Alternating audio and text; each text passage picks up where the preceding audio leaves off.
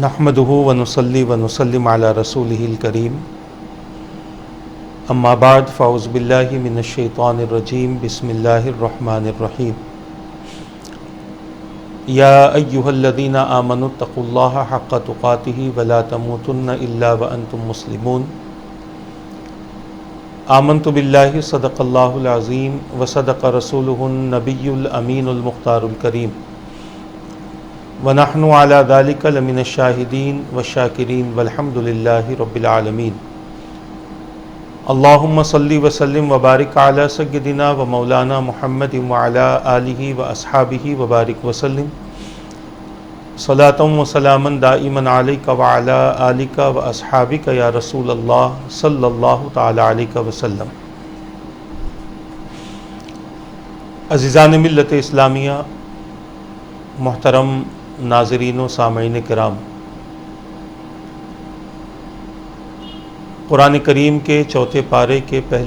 دوسرے رکوع کی پہلی آیت کو تلاوت کرنے کا میں نے شرف حاصل کیا، جس میں اللہ تبارک و تعالیٰ کا ارشاد پاک ہو رہا ہے، جس کا معنی اور مفہوم یہ ہے: اے ایمان والو، اللہ سے ڈرو جیسا کہ اس سے ڈرنے کا حق ہے، اور تمہاری موت نہ آئے مگر اس حال میں کہ تم مسلمان رہو۔ اسی آیت مبارکہ کے معنی اور مفہوم کے تحت ماہ رمضان المبارک کے روزوں کے انعام کے حوالے سے تقوی کے متعلق سلسلہ وار نشستیں چل رہی ہیں۔ اللہ تبارک و تعالیٰ نے قرآن مقدس میں ایمان کے بعد کئی مقامات پر تقوی کا ذکر فرمایا ہے، تاکہ قرآن کریم کی تلاوت کرنے والا، سننے والا اس بات کی اہمیت کو سمجھ سکے کہ اللہ کے پاس ایمان کے بعد تقوی کا کیا مقام ہے۔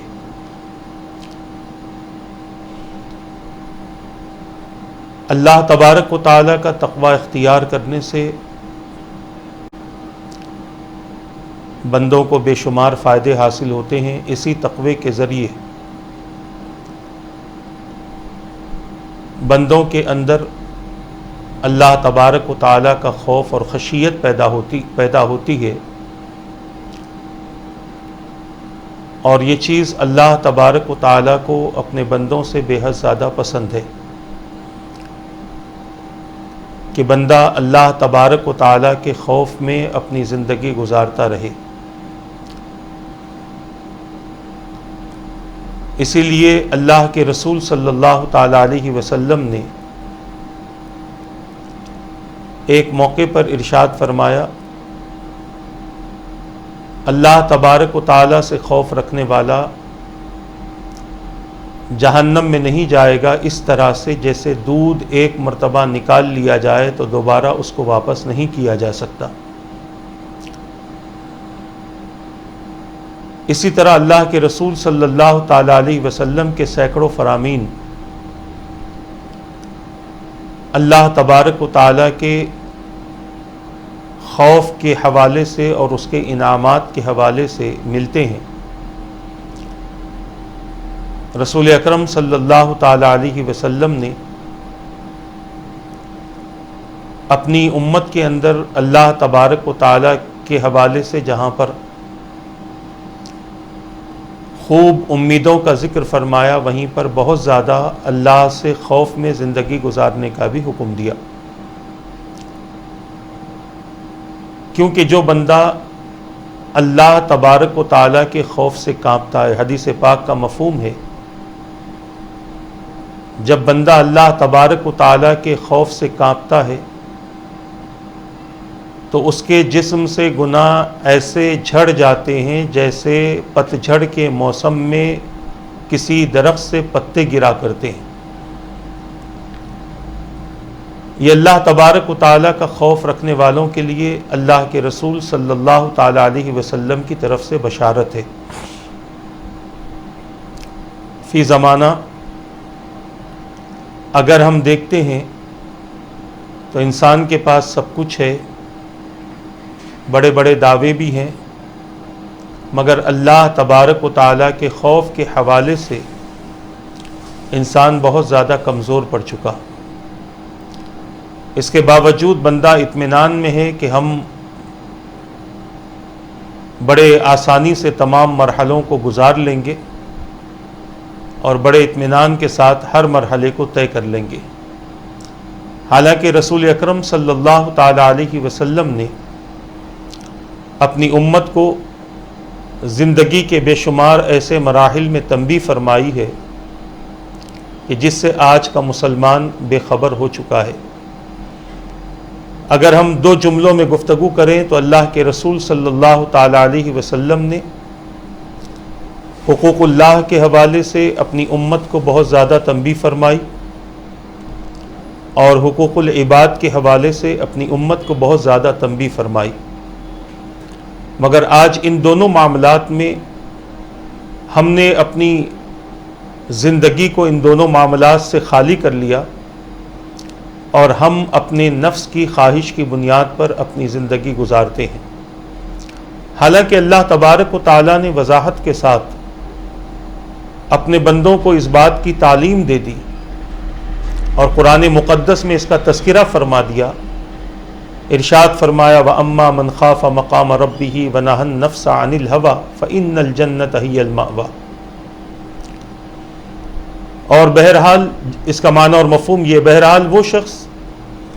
جو اپنے رب کے سامنے کھڑے ہونے سے خوف رکھا اور نفس کو خواہشات سے روکے رکھا تو بے شک جنت اس کا ٹھکانہ ہے۔ اس سے پہلے والی آیتوں میں اللہ تبارک و تعالیٰ نے فرمایا فَأَمَّا مَن طَغَىٰ وَآثَرَ الْحَيَاةَ الدُّنْيَا فَإِنَّ الْجَحِيمَ هِيَ الْمَأْوَىٰ۔ جس شخص نے سرکشی کی، نافرمانی کی اور دنیا کی زندگی کو ترجیح دیتا رہا تو بے شک جہنم اس کا ٹھکانہ ہے۔ ہم دیکھیں اللہ تبارک و تعالیٰ کے فرمان کی روشنی میں کہ جو لوگ دنیا کی زندگی کو ترجیح دیتے ہیں یہ سب کے لیے ہے۔ آپ یہ نہ سمجھیں کہ قرآن کریم میں جہاں جنت کا ذکر ہوا ہے وہاں سے اس کا تعلق صرف مسلمانوں سے ہے، اور حقیقت میں مسلمانوں سے، اہل ایمان سے ہے، اور جہنم کا جہاں ذکر ہوا وہاں صرف مشرکین اور کفار سے ہے۔ مسلمان جہنم میں نہیں جائیں گے، یہ تصور اور یہ خیال اپنے ذہن سے نکالنا چاہیے، کیونکہ جس نے بھی اللہ تبارک و تعالیٰ کے احکامات سے دنیا میں سرکشی کی، مخالفت کی، بغاوت کی، اللہ کے احکام کو پس پشت ڈال دیا اور اپنی مرضی کے مطابق زندگی گزارتے رہے، تو پھر یاد رکھنا اس کا انجام بھی برا ہے، اس کا ٹھکانہ بھی برا ہے۔ اور جو شخص اللہ تبارک و تعالیٰ کے احکام کو مد نظر رکھتے ہوئے اپنی زندگی گزارتا رہا، مشقتوں میں گزرتی رہی، مصیبتوں میں گزرتی رہی، حالات ایک جیسے کبھی نہ رہے، مگر اس کے باوجود وہ اپنے اعمال پر اٹل تھا، اپنے ایمان پر استقامت کے ساتھ تھا، تو اللہ تبارک و تعالیٰ فرماتا ہے جنت اس کا ٹھکانہ ہے۔ اور اس کے لیے ایک شرط یہ بھی لگا دی گئی وَنَهَى النَّفْسَ عَنِ الْهَوَىٰ، اپنے نفس کو، اپنے آپ کو خواہشات سے روکے رکھا۔ جن چیزوں کو اللہ تبارک و تعالیٰ نے حرام قرار دیا ان سے وہ بچتا رہا، اور جنہیں حلال اللہ نے فرما دیا ان چیزوں کو اختیار کرتا رہا، تو اللہ تبارک و تعالیٰ اس بندے کو اپنی نعمتوں سے سرفراز فرمائے گا، اور یہ نعمتیں دائمی ہوں گی۔ انسان یہ عارضی نعمتوں کو چھوڑتا ہے، مختصر سی نعمتوں کو چھوڑتا ہے، اپنے نفسانی خواہشات کی مختصر سی مخالفت کرتا ہے، تو اللہ تبارک و تعالیٰ اس بندے کو دائمی نعمتوں سے سرفراز فرماتا ہے۔ یہ نعمتیں ہمیشہ اس کے پاس میں رہیں گی، ان نعمتوں میں کوئی کمی نہیں ہوگی، ان نعمتوں کی لذتوں میں کوئی کمی نہیں ہوگی، ان نعمتوں کے حسن میں، ان کی خوبصورتی میں کوئی کمی نہیں ہوگی۔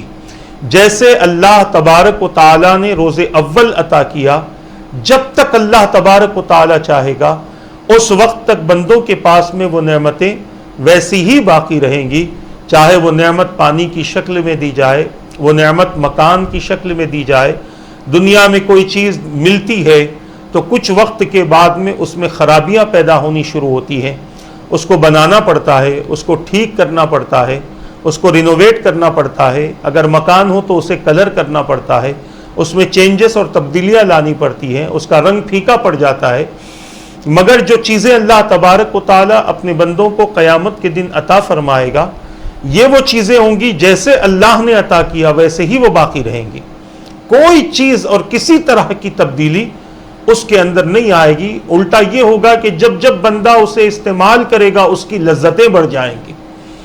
اس کی لذتیں اسے اور زیادہ محسوس ہونی شروع ہوں گی. یہ اللہ تبارک و تعالیٰ کے انعام کی کیفیت ہے. تو جنت اس شخص کے لیے ہے کہ جس نے ہر حال میں اللہ تبارک و تعالیٰ کا خوف اختیار کیا. خلوت میں ہو، جلوت میں ہو، ہر حال میں خدا کا خوف اختیار کرتا رہا. وہ یہ نہیں دیکھا کہ میرے پاس میں اتنی دولت ہے، یہ میری دولت میری بخشش کا سبب بنے گی، میری قوت، میرا حسن، میری طاقت، میری بڑی بڑی جائیدادیں، میری بڑی بڑی گاڑیاں، یہ میری بخشش کا سبب بنیں گی. اس نے یہ نہیں سوچا، بلکہ اس کی کیفیت یہ تھی کہ اللہ تبارک و تعالیٰ نے جس حال میں اسے رکھا وہ اسی حال میں راضی رہا، اور اللہ تبارک و تعالیٰ کو اپنی کوششوں سے، اپنی محنتوں سے، اپنے اعمال سے اللہ کو راضی کرنے کی کوشش کرتا رہا. میں بارہا کہہ رہا ہوں کہ رمضان کا یہ مقدس مہینہ یقیناً اللہ کے بندوں کے لیے انعام ہے. اس مہینے میں آسانی سے بندہ اپنے آپ کے اندر اللہ تبارک و تعالیٰ کا خوف پیدا کر سکتا ہے،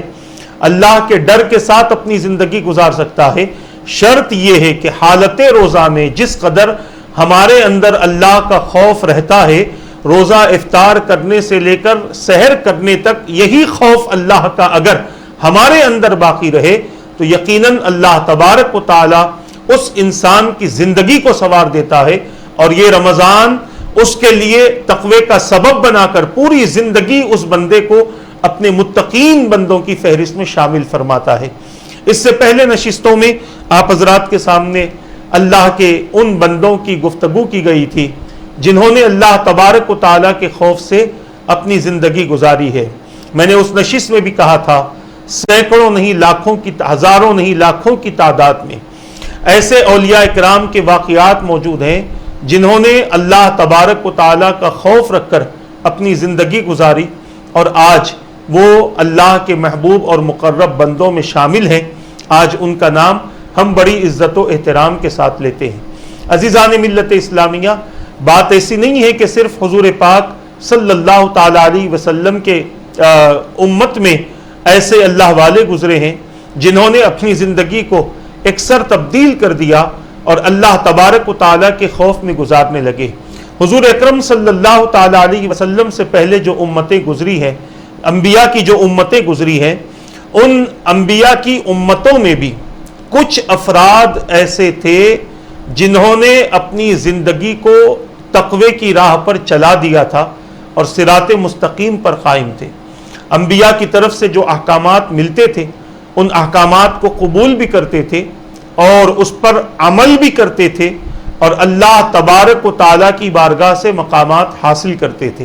اور کچھ ایسے بھی تھے کہ جو نافرمان تھے، مگر اللہ تبارک و تعالیٰ نے ان کی زندگی میں ایک ایسا وقت بھی ظاہر فرمایا کہ جس کو انہوں نے غنیمت جان کر اپنی زندگی کو اللہ کی بارگاہ میں رجوع کر لیا اور توبہ کے ذریعے اللہ تبارک و تعالیٰ کے محبوب اور مقرب بن گئے. یہ بات بھی ذہن میں رکھ لیں کہ جو بندہ اپنے گناہوں سے توبہ کرتا رہتا ہے، اللہ تبارک و تعالیٰ اس بندے کو اپنا محبوب بنا لیتا ہے. ان اللہ یحب التوابین، بے شک اللہ تبارک و تعالیٰ توبہ کرنے والوں کو پسند فرماتا ہے. توبہ کرنے والے کی بڑی عظمتیں ہیں، توبہ کرنے والے کی بڑی شان ہے. توبہ کرنے والے کو بہت اللہ تبارک و تعالیٰ نے مقام و مرتبہ عطا فرمایا ہے. انشاءاللہ اس حوالے سے بھی ہم بتائیں گے. اور یہ رمضان کا پورا مہینہ اسی طرح کے موضوع کے ساتھ میں ہم گزاریں گے کہ جن موضوعات کے ساتھ، جن تقاریر کے ساتھ ہماری زندگی میں کچھ نہ کچھ اپنے آپ کو تبدیل کرنے کا ہم جذبہ پیدا کر سکیں. انشاءاللہ کچھ ایسی ہی باتوں کے ساتھ ہم آپ کے سامنے گفتگو کریں گے. تو عرض کر رہا تھا کہ پچھلی قوموں میں جو سب سے بڑی قوم گزری ہے وہ بنی اسرائیل ہے. حضرت یعقوب علیہ السلام سے لے کر حضرت سے عیسیٰ علیہ السلام تک، حضور پاک صلی اللہ تعالی علیہ وسلم تک اس قوم کا وجود رہا. اس قوم میں بڑے بڑے علماء بھی رہے، بڑے بڑے احبار بھی رہے، ربانیین بھی رہے. اس قوم میں بڑے بڑے اللہ تبارک و تعالیٰ کے فرما بردار اولیاء بھی رہے. اس قوم میں اللہ تبارک و تعالیٰ نے کئی ہزار انبیاء کرام کو اور بڑے بڑے جلیل القدر انبیاء کرام کو اللہ تبارک و تعالیٰ نے اس قوم کی رشد و ہدایت کے لیے مبعوث فرمایا. اس کے علاوہ اور بھی اللہ تبارک و تعالیٰ نے اس قوم پر اپنے انبیاء کی وجہ سے بڑی بڑی نعمتیں اور بڑے بڑے انعامات نازل فرمائے. جہاں اس قوم میں اچھے لوگ تھے وہیں پر اس قوم میں سرکش قسم کے لوگ بھی تھے. فرعون اسی قوم سے ہوا ہے. فرعون اسی قوم کا ایک فرد ہے. حضرت موسیٰ علیہ السلام کے زمانے کا سب سے بڑا نافرمان شخص ہے، جس نے اپنے آپ کے لیے رب ہونے کا دعویٰ کیا تھا. اس کے علاوہ قارون بھی اسی قوم کا ایک شخص ہے. غرض کے بتانا یہ چاہتا ہوں کہ جہاں اس قوم میں ایسے افراد ہوئے ہیں کہ جنہوں نے اللہ تبارک و تعالیٰ کی طرف سے ملنے والے موقعوں کو غنیمت جان کر اپنی زندگی کو تبدیل کیا، اللہ تبارک و تعالیٰ نے ایسے بندوں کو قیامت تک کے لیے مشہور کر دیا. میں نے گزشتہ چند واقعات آپ کے سامنے عرض کیے تھے. میں نے کہا تھا کہ شیطان کسی بھی طرح سے بندوں پر حاوی ہونے کی کوشش کرتا ہے، اور اس کی لگ بھگ کوشش یہ ہوتی ہے کہ بندہ زنا کر دے، بندہ شراب پی لے. یہ اس کی بہت زیادہ کوشش ہوتی ہے، اور اسی کوشش کے مطابق وہ اپنی زندگی وہ اپنے مکر کے جال لوگوں پر پھینکا کرتا ہے. جہاں بہت ساری عورتوں کو وہ اپنے مکر کا شکار بنا کر ان کے ذریعے سے اللہ کے بندوں کے اعمال کو خراب اور برباد کرتا ہے، وہیں پر مردوں کے ذریعے بھی بہت ساری عورتوں کو ان کے پھندے میں پھنسا کر ان کی زندگیوں کو وہ برباد کرنے کی کوشش کرتا ہے. ضروری نہیں ہے کہ قوم کی عورتیں ہی خراب ہوں، بلکہ یہ بھی ممکن ہے کہ بے شمار ایسے بھی مرد ہوتے ہیں جو ہوس کا شکار ہوتے ہیں، نفسانی خواہشات کا شکار ہوتے ہیں، اور جو نفسانی خواہشات کے غلبے کے بعد اپنے انجام کو نہیں سوچتے، اپنی عاقبت کی فکر نہیں کرتے، آنے والے حالات کا تصور اور خیال نہیں کرتے، جس کی بنیاد پر وہ غلط عمل ان سے سرزد ہو جاتا ہے، اور بعد میں زندگی بھر کا انہیں اور ان کے خاندان کو پچھتاوا ہوتا ہے. فی زمانہ ایسے حالات بھی ہو رہے ہیں کہ بہت سارے ایسے کیسز بھی آتے ہیں کہ انسان پہلے تو زنا کر دیتا ہے، مگر بعد میں اس کی زندگی کی جو پکڑ حکومت کی طرف سے اور قانون کی طرف سے ہوتی ہے، زنا کرتے ہوئے وہ اس بات کا اندازہ نہیں لگاتا، کیونکہ اس کے اوپر اس کا شوق غالب ہوتا ہے، اس کا نفس غالب ہوتا ہے اور شیطان غالب ہوتا ہے. کئی مختلف ایام میں اس قسم کے واقعات ہمارے پڑھنے میں آتے ہیں. اسی لیے کسی بھی کام کو کرنے سے پہلے اس کے انجام کے بارے میں سوچو کہ اس کا انجام کیا ہو سکتا ہے. اگر دنیاوی معاملات میں کچھ نہیں ہو سکتا تو آخرت کے انجام کے بارے میں سوچو. میں یہ کر رہا ہوں، اس کا انجام کیا ہوگا؟ میں ایسا کر رہا ہوں، اس کا انجام کیا ہوگا؟ کیونکہ دنیا میں اگر انسان بے عزت ہوتا ہے تو چند لوگوں میں ہوگا، مگر قیامت کے دن اللہ تبارک و تعالیٰ اس کی بدعملی کے سبب اس کے نام اعمال کو تمام لوگوں کے سامنے رکھ دے گا، اور تمام لوگوں کے سامنے یا تو اسے جنت میں جانا رہے گا نیک عمل کی بنیاد پر، یا برے اعمال کی بنیاد پر اسے جہنم میں جانا ہوگا. لہذا کسی بھی کام کے کرنے سے پہلے اس کے انجام کی فکر کرنی یہ بے حد ضروری ہے. اگر انجام کی فکر نہیں کریں گے تو پھر بے عزتی، رسوائی اور ایک عظیم ذلت کے لیے اپنے آپ کو تیار کر لیں. تو میں یہ عرض کر رہا تھا عزیزان محترم کہ پچھلی قوموں میں بھی اللہ تبارک و تعالیٰ کے بعض بندے ایسے گزرے ہیں کہ جن کے سامنے اللہ تبارک و تعالیٰ نے ایسے حالات رکھے کہ ان حالات کو غنیمت جان کر وہ رجوع اللہ ہوئے اور اپنی باقی زندگی کو ہمیشہ کے لیے تبدیل کر لیا. اور اپنے گناہوں سے مکمل نادم ہو کر اللہ تبارک و تعالیٰ کے خوف کی وجہ سے اپنی پوری زندگی اسی طرح سے گزارنے لگے۔ اللہ کے رسول صلی اللہ تعالی علیہ وسلم نے ایک ایسے شخص کا تذکرہ بارہا فرمایا ہے جن کا نام کفل ہے۔ حضرت عبداللہ ابن عمر رضی اللہ تعالی عنہما فرماتے ہیں کہ میں نے رسول پاک صلی اللہ تعالی علیہ وسلم سے کئی مرتبہ یہ واقعہ سنا ہے کہ بنی اسرائیل کے اندر ایک کفل نامی نوجوان تھا، اور اس کی عادت تھی کہ وہ ہمیشہ رات دن برائی میں پھنسا رہتا تھا، اور پھر اس کے متعلق یہ بات بھی حضور نے بیان فرمائی کہ شاید ہی کوئی ایسا غلط کام ہو جس میں اس نے حصہ نہ لیا ہو، اور نفس کی شاید ہی کوئی ایسی خواہش تھی جسے اس نے پوری نہ کی ہو۔ اللہ کے رسول صلی اللہ تعالی علیہ وسلم یہ واقعہ اس کے تعلق سے بیان فرماتے ہیں، ارشاد فرماتے ہیں ایک مرتبہ اس نے ایک لڑکی کو 60 دینار دے کر کسی طرح اپنے ہوس کا شکار بنانے کا ارادہ کیا اور اپنی خواہش کو اس کے سامنے ظاہر کیا۔ وہ لڑکی بڑی مجبور تھی، اسے دولت کی ضرورت تھی، اس نے وہ 60 دینار لے تو لیے مگر بڑی مشکل سے اس کی ہوس کا شکار بننے کے لیے وہ راضی ہوئی۔ جب وہ تنہائی میں اس لڑکی کو لے کر گیا، چونکہ وہ لڑکی بڑی نیک تھی، مجبور تھی، ضروریات زندگی سامان زندگی نہ ہونے کی وجہ سے اس نے اس قدم کے اٹھانے کا ارادہ تو کر لیا، مگر وہ لڑکی جب تنہائی میں اسے لے گیا تو اچانک وہ لڑکی تھرانے لگی اللہ کے خوف سے، اور اس کی آنکھوں سے آنسوؤں کا سلسلہ جاری ہو گیا، چہرے کا رنگ بدل گیا، بدن کے رونگٹے کھڑے ہو گئے۔ کفل نے جب یہ ماجرا دیکھا کہ وہ لڑکی بڑی تھرا رہی ہے، کانپ رہی ہے، اور اس کے چہرے کا رنگ بدل چکا ہے، چونکہ ممکن ہے کہ اس سے پہلے کئی مرتبہ اس نے یہ ناپاک حرکت کی ہوگی، اب تک اس نے ایسی حالت نہیں دیکھی ہوگی۔ جب یہ حالت اس لڑکی کی دیکھی تو اس لڑکی سے پوچھا اس خوف و وحشت کی وجہ کیا ہے؟ وہ لڑکی جو باعصمت تھی، پاکیزہ تھی، متقیہ تھی، اپنی لڑکھڑاتی ہوئی زبان سے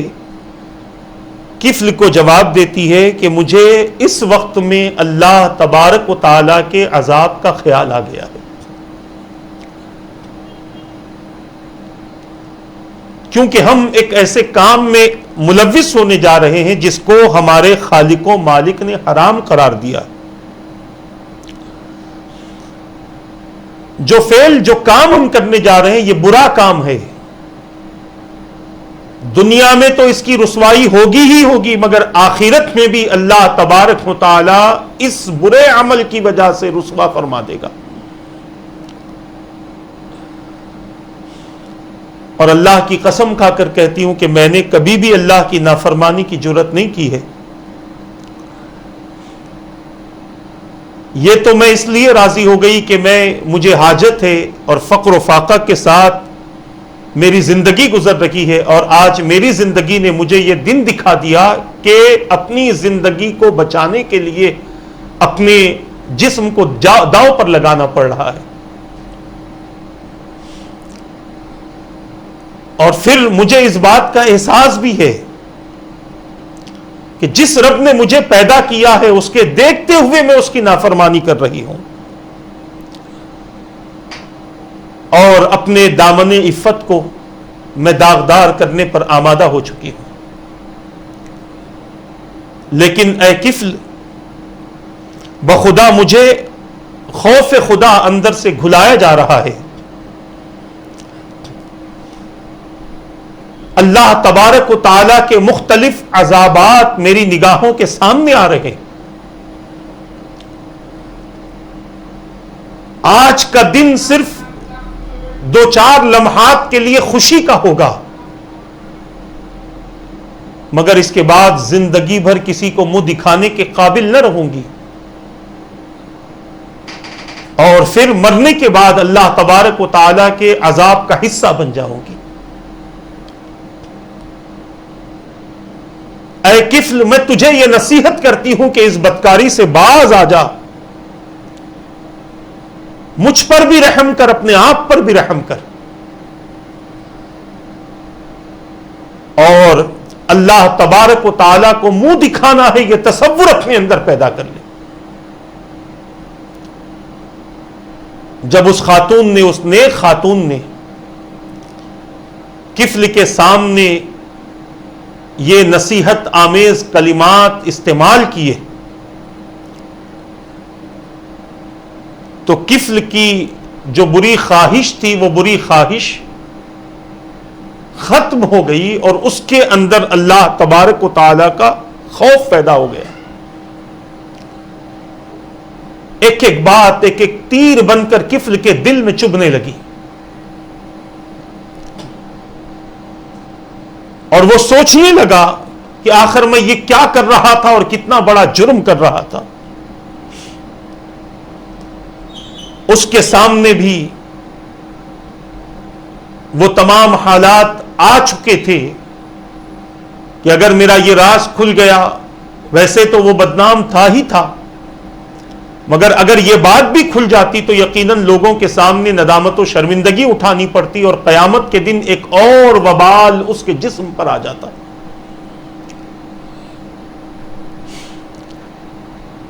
وہ اپنے انجام پر غور کرنے لگا.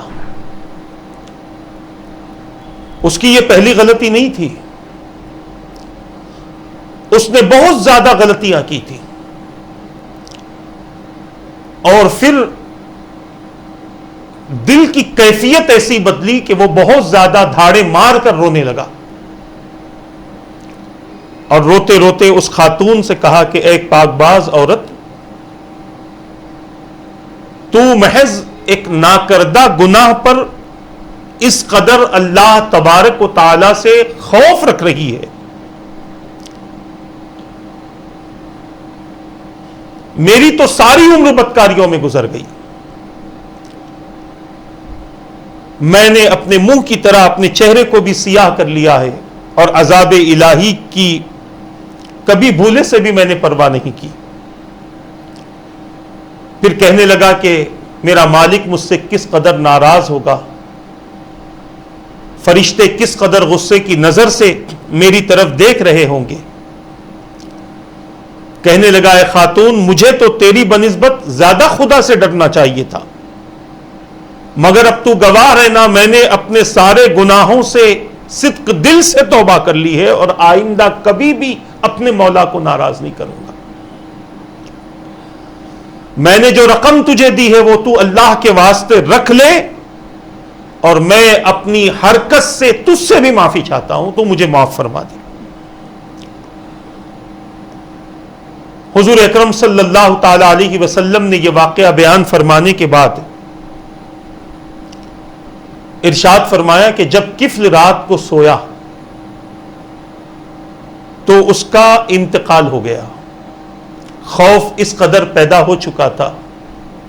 کہ جسم کا حصہ اللہ تبارک و تعالیٰ کے خوف سے لرز رہا تھا. ہیبت طاری ہو گئی تھی، وحشت طاری ہو گئی تھی، بڑی تکلیف اس کے اندر پیدا ہو گئی تھی، اور اللہ تبارک و تعالیٰ کے عذاب سے وہ ڈر رہا تھا. اللہ کے عذاب سے ڈرنے کی کیفیت بڑی عجیب ہوتی ہے. آگے جو واقعہ آ رہا ہے انشاءاللہ اس کا خلاصہ اس واقعے میں ہوگا. بڑی عجیب کیفیت ہوتی ہے، انسان کی طبیعتیں تبدیل ہو جاتی ہیں. اللہ کے رسول صلی اللہ تعالی علیہ وسلم نے فرمایا کفل رات کو سویا اور اس کا انتقال ہو گیا. صبح کو لوگ کیا دیکھتے ہیں کہ اس کے دروازے پر قدرت کے قلم سے لکھا ہوا تھا، اللہ تعالیٰ نے کفل کے گناہ کو معاف کر دیا۔ سبحان اللہ، یہ میرے رب کی رحمت ہے۔ زندگی بھر کے گناہوں پر جو صحیح طور پر ندامت اختیار کرتا ہے، جو صحیح طور پر شرمندہ ہوتا ہے، اللہ کے عذاب سے اپنے آپ کے اندر خوف پیدا کر لیتا ہے،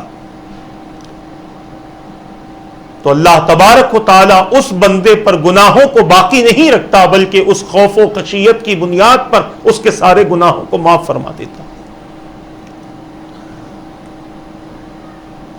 اپنے اندر بھی خدا کا خوف پیدا کرنے کی ضرورت ہے۔ بغیر خوف خدا کے، بڑی ذمہ داری کے ساتھ کہہ رہا ہوں، بغیر تقوی اور بغیر خوف خدا کے انسان عمل صالح کی حقیقت کو جان بھی نہیں سکتا اور نہ عمل صالح صحیح طور پر کر سکتا۔ جس قدر ہو سکے اپنے اندر اللہ تبارک و تعالیٰ کا ڈر پیدا کرو، اور بار بار کہہ رہا ہوں، یہ رمضان کا مہینہ ہمارے لیے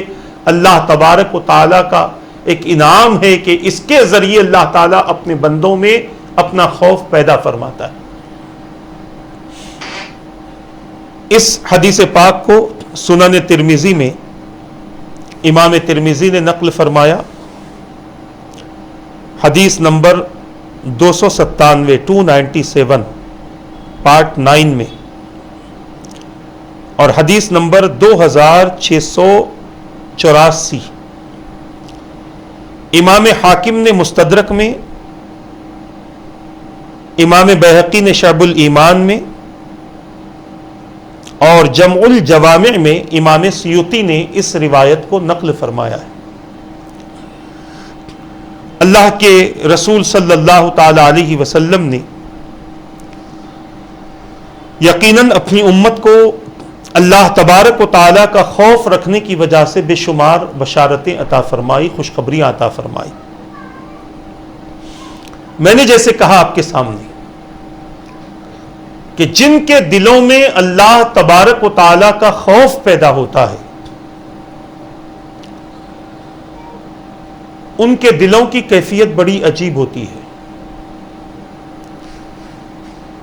اور یہ بھی میں نے آپ کے سامنے کہا کہ اللہ کے نیک اور برگزیدہ بندے اسی امت میں نہیں رہے، بلکہ اس امت سے پہلے بھی جو امتیں گزری ہیں، ان امتوں میں بھی اللہ تبارک و تعالیٰ کے نیک اور محبوب اور مقرب بندوں کا تذکرہ ملتا ہے۔ ایک کا تو میں نے آپ کے سامنے عرض کیا۔ اب ہم بات کرتے ہیں حضرت سیدنا عیسیٰ علیہ السلام کے زمانے کی۔ عیسیٰ علیہ السلام وہ نبی ہیں جو اللہ کے رسول صلی اللہ تعالی علیہ وسلم سے پہلے تشریف لائے، اور بنی اسرائیل کے یہ آخری نبی ہیں۔ اس کے بعد قوم بنی اسرائیل میں ان کے بعد میں کوئی نبی نہیں آیا۔ اور یہ جب تشریف لائے، انہوں نے توریت کی تصدیق بھی کی۔ ان کے تعلق سے بنی اسرائیل کا الگ الگ بنی اسرائیل کی سوچ رہی۔ اس تفصیل میں نہیں جانا، بلکہ عرض کرنا یہ ہے کہ عیسیٰ علیہ السلام کے زمانے میں بھی عیسیٰ علیہ السلام کی امت میں ایسے افراد موجود تھے جنہوں نے اپنی زندگی کو خوف خدا میں گزارا، اور اس انداز سے گزارا کہ ان کے واقعات سننے کے بعد ہم یہ سوچنے پر مجبور ہو جائیں گے کہ آخر ایسا کیسے ہو سکتا ہے، اور کس انداز کے اور کس مقام پر پہنچے ہوئے یہ لوگ تھے۔ کہا جاتا ہے، فرمایا گیا کہ ایک مرتبہ حضرت عیسیٰ علیہ السلام کا گزر ایک ایسے جوان کے پاس سے ہوا جو کسی چٹان پر کھڑا تھا اور اس کے ارد گرد خشک اور تر خون کے ٹکڑے پڑے ہوئے تھے. حضرت عیسیٰ علیہ السلام نے اس نوجوان سے اس کی وجہ دریافت فرمائی تو وہ کہنے لگا، اے روح اللہ، جہنم کے خوف نے میرے دل کے نہا خانوں میں اتر کر وہ تباہ کاری کی ہے کہ قلب، جلد، بدن کا سارا گوشت ٹکڑے ٹکڑے ہو کر رہ گیا ہے. دل کے بھی ٹکڑے ہو چکے، بدن کے گوشت کے بھی ٹکڑے ہو چکے. اور جب یہ کیفیت ہوئی ہے تو میرے جسم سے فوارے مار کر خون، یہ بہنے والا یہ خون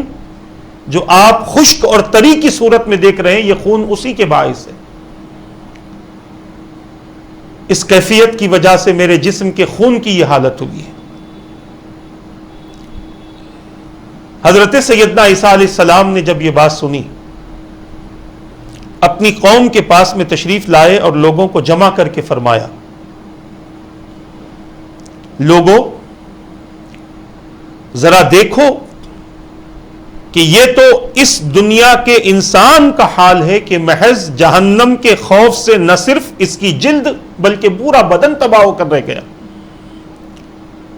حالانکہ اسے ابھی جہنم میں ڈالا نہیں گیا. پھر خود ہی فیصلہ کر لو اس شخص کا کیا حال ہوگا جسے جہنم میں دھکے دے کر پھینکا جا رہا ہوگا، جس نے جہنم نہیں دیکھی. آپ اور ہم بھی سمجھ سکتے ہیں کہ اس نے جہنم کو دیکھا ہی نہیں تھا، صرف اللہ کے نبی سے اس نے سنا، اللہ کی کتاب میں جہنم کے عذابات کے حوالے سے اس نے سنا. تو اس کے دل کی کیفیت اس انداز سے بدلی کہ جیسے وہ اپنی زندگی ہی میں جہنم کو دیکھ رہا ہے اور اس کی عجیب عجیب وادیوں کو، اس کے عجیب عجیب عذابات کو، اس کی عجیب عجیب کیفیتوں کو وہ محسوس کر رہا تھا کہ اگر اس میں ڈالا گیا تو عذاب کی کیفیت کیا ہوگی. ان کیفیتوں کو محسوس کرنے والے ایمان والے ہوتے ہیں. جیسے ایک انسان کسی کی محبت میں گرفتار ہو تو اس کی محبتوں کو وہ محسوس کر سکتا ہے، اس کی قربت کو وہ محسوس کر سکتا ہے، اس کی صحبت کی حلاوت کو وہ محسوس کر سکتا ہے. اسی طرح اہل ایمان کی کیفیت یہ تھی کہ ان کا ایمان اس قدر پختہ اور مضبوط ہو چکا تھا کہ وہ لوگ جنت کی نعمتوں کو بھی محسوس کرتے تھے اور جہنم کے عذابات کو بھی محسوس کرتے تھے. آنکھیں کھل جاتی تھی، روشن ہو جاتی تھی. یہی وجہ تھی کہ قوم گناہ کی طرف بلاتی پھر بھی وہ گناہ کی طرف نہیں جاتے تھے، کیونکہ ان کے نگاہوں کے سامنے جہنم کے وہ عذابات موجود رہتے تھے کہ جن عذابات کے ملنے کے بعد بندے کی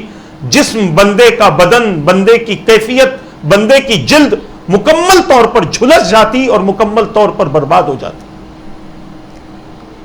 یہ چیزیں ان کی نگاہوں کے سامنے تھیں جس کی بنیاد پر وہ اللہ تبارک و تعالی کا خوف رکھتے تھے. کسی انسان کو کسی غلطی پر مار کا ڈر ہو تو وہ لوگوں کے سامنے تو دور کی بات ہے، اکیلے میں بھی اس غلطی سے اپنے آپ کو روکے رکھے گا کہ کہیں میری زبان سے یہ غلطی ظاہر ہو گئی تو کہیں ایسا نہ ہو کہ اس کی سزا مجھے مل جائے. اسی لیے اللہ تبارک و تعالیٰ نے اپنے بندوں سے فرمایا، یا ایھا الذین آمنوا قوا انفسکم واہلیکم نارا، اے ایمان والو اپنے آپ کو اور اپنے گھر والوں کو اس آگ سے بچاؤ،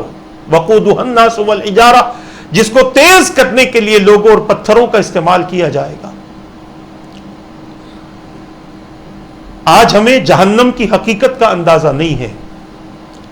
اسی لیے ہم وہ کام کر رہے ہیں کہ جس سے اللہ تبارک و تعالی مسلسل ناراض ہے، اور جب اللہ تبارک و تعالی کی مسلسل ناراضگی بندہ مول لیتا ہے تو بندہ پہلے لعنت کا شکار ہوتا ہے، پھر غضب کا شکار ہوتا ہے، پھر عذاب کا شکار ہوتا ہے۔ آج مختلف ناموں کے ساتھ جو ہم پر عذابات آ رہے ہیں، اس کی ایک وجہ ہماری مسلسل نافرمانی ہے۔ اسی لیے اپنی اس مسلسل نافرمانیوں کی ترتیب کو بدلو اور اللہ تبارک و تعالیٰ کی فرما برداری میں اپنی زندگی گزارنے کی کوشش کرو۔ تو عرض کر رہا تھا کہ پچھلی قوموں میں بھی اللہ کے کچھ بندے ایسے بھی گزرے ہیں جو آنے والی قوم کے لیے نمونہ بن گئے اور آنے والی قوم کے لیے عبرت کا بھی نشان بنے اور نصیحت کا بھی سامان بنے۔ اسی طرح اس واقعے کو حضرت امام جوزی رحمت اللہ تعالی علیہ نے اپنی کتاب میں نقل فرمایا۔ حضرت سیدنا عیسیٰ علیہ السلام کی امت کے تعلق ہی سے، امتی کے تعلق ہی سے بیان کیا جاتا ہے کہ حضرت عیسیٰ علیہ السلام نے، آپ دیکھیں جب بندہ گناہوں سے بچتا ہے، گناہوں سے پاک ہوتا ہے اور اپنے آپ کو متقین کی فہرست میں شامل ہی کر کے رکھتا ہے، اور کبھی غلطی سے گناہ ہو جائے اور اللہ کی طرف وہ اپنے آپ کو رجوع کر لیتا ہے، تو اللہ تبارک و تعالی اس بندے کو کیا مقام اور کیا منصب عطا فرماتا ہے۔ اس بات کو اس واقعے سے سمجھا جا سکتا ہے۔ فرمایا گیا کہ حضرت عیسیٰ علیہ السلام نے ایک مرتبہ اپنی قوم کی قحط سالی دور کرنے کے لیے اللہ تبارک و تعالی سے بارش طلب کی۔ پانی نہیں آ رہا تھا، بارش نہیں آ رہی تھی، قحط پڑ چکا تھا، زمین سوکھ گئی، کھیتیاں برباد ہو گئی، جانور بھی تڑپنے لگے پیاس کے مارے، دور دور تک پانی کا نام و نشان نہیں تھا۔ حضرت سیدنا عیسیٰ علیہ السلام نے اللہ تبارک و تعالی سے بارش طلب کی، تو اللہ تبارک و تعالی کی طرف سے حکم ہوا قوم کے اندر جتنے بھی گناہ گار ہیں ان کو آپ اپنے آپ سے الگ کر دیں۔ کبھی کبھار میں اکثر کہتا ہوں، کبھی کبھار ہوتا یہ ہے کہ ایک گناہ گار کی وجہ سے پوری قوم پریشان ہوتی ہے، اور کبھی کبھی ایک نیک بندے کی وجہ سے اللہ تعالیٰ ساری قوم کے گناہوں کو معاف فرما دیتا ہے۔ اور یہ اللہ تبارک و تعالیٰ کی اپنی مرضی ہے، اپنے بندوں کی عظمتوں کو اپنے بندوں پر ظاہر کرنا چاہتا ہے، اور کبھی اپنی ناراضگی اپنے بندوں پر ظاہر کرنا چاہتا ہے۔ حضرت عیسیٰ علیہ السلام کو جب یہ حکم ملا تو آپ نے اپنی قوم کے گناہگاروں سے خطاب کیا، اور جس کے بارے میں آپ نے محسوس کیا کہ یہ قوم کا بدکار شخص ہے، اسے آپ نے لوگوں سے الگ کر دیا، سوائے ایک شخص کے جس کی دانی آنکھ جاتی رہی تھی، پھوٹ گئی تھی یا پھوٹی ہوئی تھی۔ حضرت سیدنا عیسیٰ علیہ السلام نے اس سے پوچھا، تم الگ کیوں نہیں ہوئے؟ حالانکہ تمہاری شکل سے بھی یہی لگتا ہے کہ تم نے بھی شاید کوئی گناہ کیا ہے، جس کی وجہ سے آج اللہ تبارک و تعالیٰ کی بارگاہ سے، اللہ کی طرف سے بارش سے ہم محروم ہو گئے۔ اس شخص نے کہا کہ اے اللہ کے نبی، میں نے محض پلک جھپکنے کے برابر گناہ کیا تھا، اور یہ گناہ بلا ارادہ تھا، جان بوجھ کر نہیں تھا، بغیر کسی ارادے کے ایک غیر محرم عورت کے پاؤں پر میری دائیں نظر پڑ گئی تھی، سیدھی نظر، اور جب بلا ارادہ یہ گناہ ہوا اور کسی عورت کے پاؤں پر میری یہ نظر پڑ گئی، میں نے اسی وقت اپنی آنکھ کو پھوڑ دیا، اور میں بڑی ذمہ داری کے ساتھ کہتا ہوں کہ اگر بائیں نظر بھی اس پر پڑ جاتی تو میں یہ دوسری آنکھ بھی میں پھوڑ دیتا۔ اب آپ بتائیں کہ اگر اس کے باوجود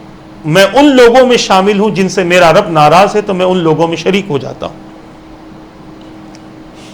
عیسیٰ علیہ السلام نے جب یہ بات سنی،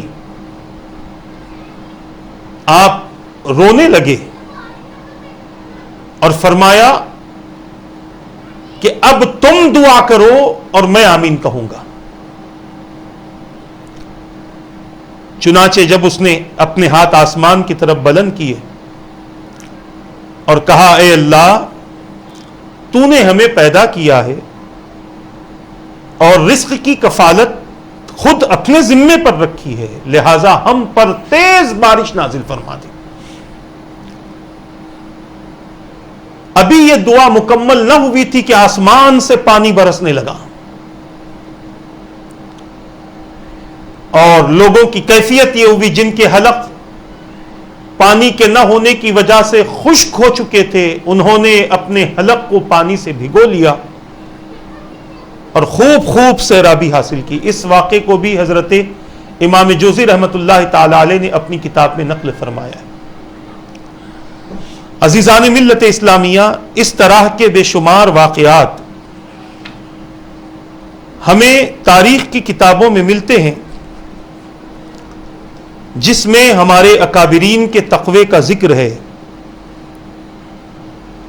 ہمارے اکابرین کی توبہ کا ذکر ہے، اور توبہ بھی اس انداز کی، تقوی اس انداز کا کہ زندگی بھر باقی رہا، اس میں کمی نہیں آئی بلکہ اس میں اضافہ ہوتا گیا۔ اور جن کے اندر یہ تقوی موجود تھا ان کی زیادہ سے زیادہ کوششیں یہی تھی کہ کسی طرح سے اس کو اور مضبوط سے مضبوط تر کیا جائے۔ بندہ جب گناہ سے اللہ تبارک و تعالی کی خوف کی وجہ سے باز آ جاتا ہے، تبھی سے اللہ تبارک و تعالی کا تقوی اس بندے کے اندر پیدا ہو جاتا ہے۔ یہ نہیں کہ اللہ کو راضی کرنے کے لیے توبہ کی، پھر اس کے بعد پھر سے گناہ کیا، پھر کرتے رہے، پھر گناہ کیا، پھر کہا نہیں میں تقوی کے ساتھ زندگی گزاروں گا، تو یہ اللہ تبارک و تعالیٰ کی رحمت کے ساتھ مذاق کرنا ہے۔ کبھی ایسا نہ ہو کہ گناہ کرتے رہے اور یہ سوچتے رہے کہ میں توبہ کروں گا اور ابھی کیا نہیں ہے اور ایسی حالت میں گزر گئے، تو پھر یاد رکھنا اللہ تبارک و تعالیٰ کا عذاب بڑا سخت ہے۔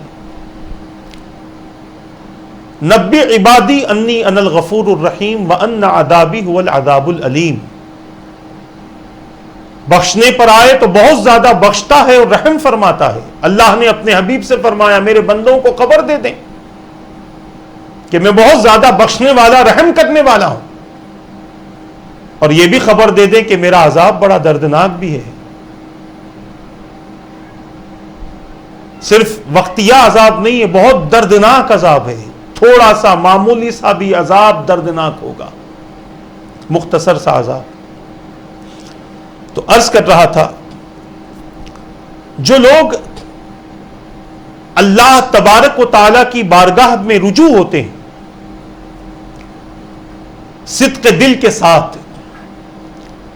ان کے دلوں کے تقوی کی کیفیت کو دیکھ کر اللہ تبارک و تعالیٰ ان کے حالات کو تبدیل فرما دیتا ہے۔ اور میں کہوں کہ حضرت سیدنا فاروق اعظم رضی اللہ تعالیٰ عنہ کا زمانہ ہے، بڑا مشہور واقعہ ہے، آپ نے بھی سنا ہوگا۔ دو واقعات سے تو کئی واقعات آپ کے زمانے کے مشہور ہیں۔ ماں بیٹی کا واقعہ، بیٹی کا جو تقویٰ تھا، فاروق اعظم رضی اللہ تعالیٰ عنہ کی عادت تھی کہ رات میں آپ نکلتے تھے لوگوں کی خبر لینے کے لیے کہ کہیں میری رعایا میں کوئی پریشان تو نہیں ہے، کوئی تکلیف میں تو نہیں ہے، تکلیف میں ہوتا تو اس کی تکلیف آپ دور کر دیتے۔ دن بھر آپ دین کے کام میں مصروف ہوتے، اسلام کی خیر خواہی میں آپ مصروف ہوتے، رات بھر اس طریقے کی آپ اپنی راتیں گزارتے۔ ایک راستے سے گزر رہے تھے، ایک گھر کے اندر سے دو عورتوں کی گفتگو کی آواز آئی، اور آواز یہ تھی کہ ایک آواز سے محسوس ہو رہا تھا کہ ایک بوڑھی عورت ہے، اپنی بیٹی سے کہہ رہی ہے کہ بیٹی دودھ میں پانی ملا دے، ابھی صبح ہو جائے گی، پھر صبح دودھ بیچ لیں گے، ہم فائدہ کما لیں گے۔ بیٹی کہتی امی جان امیر المومنین کا فرمان نہیں سنا کہ وہ کہہ رہے تھے کہ اگر کوئی کسی کو دھوکہ دے گا تو اس کی بڑی سزا ہے؟ تو ماں نے کہا امیر المومنین کہاں دیکھ رہا ہے، وہ تو سو رہا ہوگا، وہ آرام کر رہے ہوں گے، ابھی وہ کہاں دیکھ رہے ہیں؟ ماں نے کہا، بیٹی نے کہا امی جان امیر المومنین نہیں دیکھتے تو کیا ہوا، ہمارا رب تو ہمیں دیکھ رہا ہے، یہ تقویٰ ہے، ہمارا رب تو ہمیں دیکھ رہا ہے۔ فاروق اعظم رضی اللہ تعالیٰ عنہ کو اس لڑکی کی بات بڑی پسند آئی، اور دوسرے دن اپنے بیٹے کا پیغام نکاح بھیج کر اسے اپنی بہو بنا دیا۔ پہلے تقویٰ دیکھ کر رشتے طے ہوتے تھے، سیرت دیکھ کر رشتے طے ہوتے تھے، آج تو صورت اور دولت دیکھ کر رشتے طے کیے جا رہے ہیں۔ خیر میرا موضوع وہ نہیں ہے، میں عرض کرنا یہ چاہتا ہوں، ایک دوسرا واقعہ آپ کے دور خلافت میں یہ بھی ہوا کہ آپ مدینہ پاک کی گلیوں سے گزر رہے تھے، آپ کی نگاہ ایک نوجوان پر پڑ گئی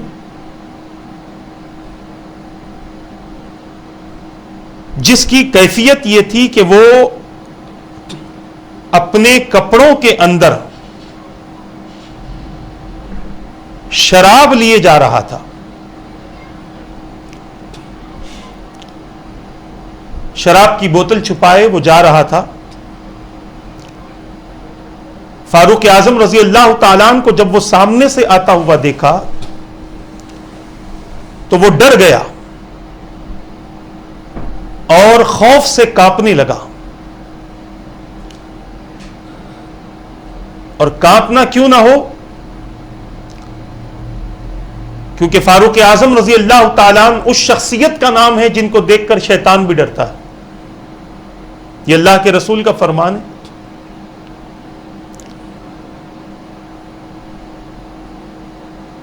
اور وہ خوف سے کانپتے ہوئے جب فاروق اعظم رضی اللہ تعالیٰ عنہ کے سامنے پہنچ گیا تو اس نوجوان سے آپ نے پوچھا، اے نوجوان بتا اس بوتل میں کیا لیے جا رہے ہیں؟ نوجوان شرمندہ ہو گیا، سوچنے لگا کہ میں کیسے کہوں کہ اس بوتل میں شراب ہے۔ دل ہی دل میں اخلاص کے ساتھ اللہ کا تقوی اس نے اپنے اندر پیدا کیا اور اللہ تبارک و تعالیٰ کی بارگاہ میں عرض کرنے لگا، اے میرے پروردگار آج مجھے بچا لے فاروق اعظم کے سامنے شرمندہ ہونے سے، میں زندگی میں کبھی گناہ نہیں کروں گا، ہمیشہ تیرا تقوی اختیار کروں گا۔ یہ دعا مانگنے کے بعد اس نے فاروق اعظم رضی اللہ تعالیٰ نے سے عرض کیا کہ امیر المؤمنین اس بوتل میں سرکہ ہے۔ فاروق اعظم رضی اللہ تعالیٰ نے فرمایا لاؤ وہ بوتل بتاؤ۔ جب وہ بوتل آپ نے اپنے ہاتھ میں لی تو یقیناً اس میں سرکہ ہی تھا۔ اس حکایت کو نقل کرنے کے بعد حضرت سیدنا امام غزالی رحمۃ اللہ تعالی علیہ فرماتے ہیں کہ اے انسان ذرا غور کر، ایک بندے کے ڈر سے جب اخلاص کے ساتھ توبہ کیا اور اللہ کا تقوی اختیار کیا تو اللہ پاک نے اس کی شراب کو سرکے میں تبدیل کر دیا۔ تو اسی طرح اگر کوئی گناہگار اپنے گناہوں پر شرمندہ ہو کر اپنے مالک و مولا کے حضور رجوع ہو جائے اور سچی توبہ کر لے تو اللہ تعالیٰ اس کی نافرمانیوں کو رب قدیر اس کی فرما برداریوں میں تبدیل فرما دے گا اور اس کی برائیوں کو نیکیوں میں تبدیل فرما دے گا۔ عزیزان ملت اسلامیہ، ایک اور نشست ہم اس حوالے سے کریں گے اور پھر یہ بتانے کی کوشش کریں گے کہ تقوی پیدا کرنے کے لیے گناہ سے کس طریقے سے بچا جائے۔ یہ بڑی اہم باتیں آپ کے سامنے پیش کی جا رہی ہیں اور ان باتوں کو پیش کرنے کا ارادہ یہی ہے کہ اس کے ذریعے میری اور آپ کی اصلاح ہو، میری اور آپ کی زندگی میں تبدیلیاں پیدا ہوں، ایمان کے بعد جو سب سے زیادہ اہم تقوی ہے اس تقوی کی کیفیتیں ہمارے اندر بھی پیدا ہوں اور ہمیشہ ہم رجوع الی اللہ رہیں، ہمیشہ ہم اللہ سے ڈرتے رہیں، اس حالت میں ہماری زندگی گزرے تاکہ موت جنت کا پیغام لے کر آئے اور قیامت کے دن اللہ کی بارگاہ میں جب کھڑے ہوں تو اس حال میں کھڑے ہوں کہ اللہ کا عرش کا سایہ ہمیں نصیب ہو۔ بس یہی وجہ ہے، ان تمام چیزوں کو طوالت دینے کی، لمبی کرنے کی یہی وجوہات ہوتی ہیں کہ صحیح طور پر پیغام واقعات کی روشنی میں ہم تک پہنچ سکے۔ اللہ تبارک و تعالیٰ سے دعا ہے رب قدیر جو کچھ کہا گیا کہنے میں غلطی ہو تو اپنے حبیب کے صدقے معاف فرما دے، ان باتوں پر مجھے اور ان سب کو عمل کی توفیق عطا فرما۔ پروردگار ہمارے نفس کی اصلاح فرما، ہمارے اعمال کی اصلاح فرما، مولا ہمیں توبہ کی توفیق عطا فرما، ہماری توبہ کو قبول فرما، ہماری توبہ پر استقامت عطا فرما۔ پروردگار اپنے فضل و کرم سے اپنے حبیب کے صدقے ہماری بیماریوں کو صحت میں تبدیل فرما دے۔ پروردگار اس وبا سے ہمیں جلد سے جلد چھٹکارا عطا فرما دے۔ مولا تیرے مسجدوں کے دروازوں کو کھلوا دے تاکہ تیری عبادت ذوق و شوق کے ساتھ ہم مساجد میں کر سکیں۔ اے پروردگار جتنے بیمار ہیں، جتنے پریشان حال ہیں، جتنے تکالیف میں ہیں مولا سب کو ان کے مسائل سے مولا بری فرما دے، ان کے تمام معاملات سے بری فرما دے، ہمارے رزق میں اضافہ فرما، ہمارے عمل میں اضافہ فرما، عمل صالح کی توفیق عطا فرما۔ جن جن لوگوں نے دعاؤں کے لیے کہا کہتے رہتے ہیں ان تمام کے جائز مقاصد کو پورا فرما دے۔ ایمان کی سلامتی کے ساتھ زندگی عطا فرما، ایمان کی حالت میں کلمہ پڑھتے ہوئے نبی کا دیدار کرتے ہوئے موت نصیب فرما دے۔ مولا اپنے اور اپنے حبیب کی رضا والی زندگی عطا فرما برحمتک یا ارحم الراحمین۔ وما علینا الا البلاغ۔ السلام علیکم ورحمۃ اللہ وبرکاتہ۔